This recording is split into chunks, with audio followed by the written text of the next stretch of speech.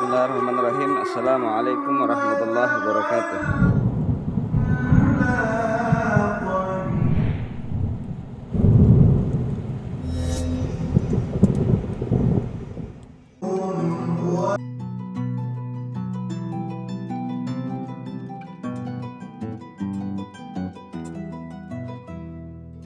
A'udzubillahi minasyaitonirrajim.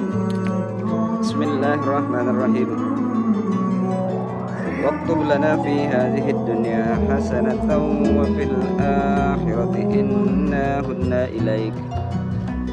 Qala adabi usibu bihi man asya wa rahmati wasihat kulla syai' fasa'aktubha lilladzina yuttaquna yu'tuna az-zakata walladzina hum bi ayatina yu'minun.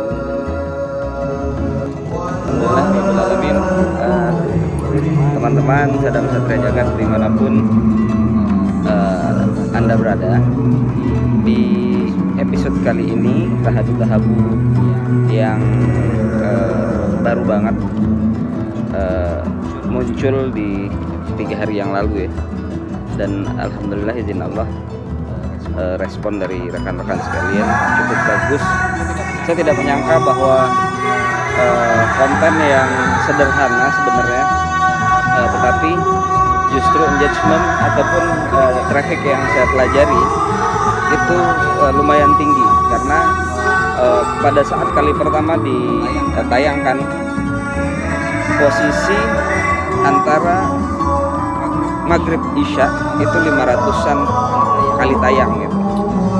Dan semoga Allah memberikan kelimpahan rahmat kepada kita semua, sehingga kita senantiasa dalam bimbingan dan keberuntungan yang atas haknya itu pula yang mengantarkan kepada keberuntungan itu sendiri.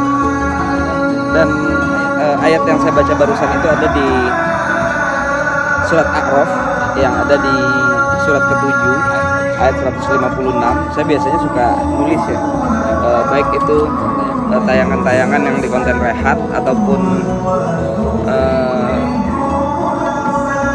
podcast atau apapun itu, biasanya saya sebagai penikmat Quran, bukan penghafal Quran, merenungi setiap kata per kata sehingga menjadi suatu makna yang kompatibel dengan hidup saya. Dalam kitab Ibnu Katsir yang baru 2 malam yang lalu kami di Ruang Gembuk Merdeka belajar, nanti saya akan berikan hadiah berupa oleh-oleh ilmu pelajarannya kepada rekan-rekan sekalian. Insya Allah kita ikuti bareng-bareng. Itu kitabnya Ibnu Katsir yang dimana membahas sejak a'udzubillahi minasyaitonirrajim, kemudian bismillahirrahmanirrahim, bagaimana bismi, bagaimana Allah Ar-Rahman Ar-Rahim, dan seterusnya. Itu ada di konten selanjutnya insya Allah di episode Tahadu Tahabu di ketiga insya Allah. Kemudian artinya dari ayat A'raf yang ada di 156 ini, A'raf itu ada di surat ke-7 ya, teman-teman bisa lihat sendiri nanti. A'udzubillahi minasyaitonirrajim. Dan tetapkanlah untuk kami kebaikan di dunia ini dan di akhirat. Sungguh kami kembali bertaubat kepada Engkau. Kemudian Allah berfirman, siksaku akan aku timpakan kepada siapa yang aku kehendaki, dan rahmatku meliputi segala sesuatu. Maka akan aku titipkan rahmatku bagi orang-orang yang bertakwa, yang menunaikan zakat, dan orang-orang yang beriman kepada ayat-ayat kami. Mumpung ini adalah hari Jumat subuh ya teman-teman, dan sudah dalam sunatullah kejadian di antara 7 hari, Yaumul Jum'ah adalah hari yang istimewa, di mana perintah sholat Jumat saja khusus untuk diberikan kepada kita di hari ini hanya 2 rakaat saja, karena 2 rakaat penggantinya itu adalah khutbah, yang dimana khutbah itu pun berisikan dengan materi sebagai perwujudan tahabu, saling memberi, saling menerima, dan saling kangen ini. Dan semoga kita Allah berikan bimbingan sehingga rasanya nih dalam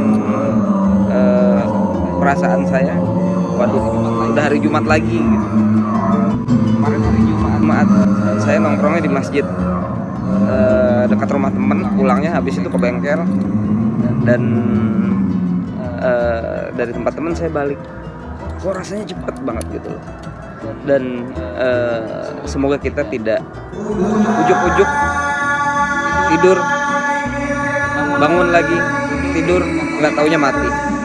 Jadi maksud saya adalah ada hal-hal di mana yang di hidup ini susah ataupun senang harus kita nikmati, sehingga semoga Allah perjalankan kita untuk bisa hidup dalam hidup, nikmat dalam nikmat, sehingga kita tidak mengalami hal-hal yang sebenarnya sungguh saya sesali dan tidak menyangka bahwa ini juga terjadi di Lombok. Kalau misalkan kita mengingat 2 bulan lalu, kalau misalkan dikumulatifkan yang diwartakan oleh rekan-rekan pewarta, ada sekitar 5 kejadian kasus bunuh diri yang motifnya macam-macam.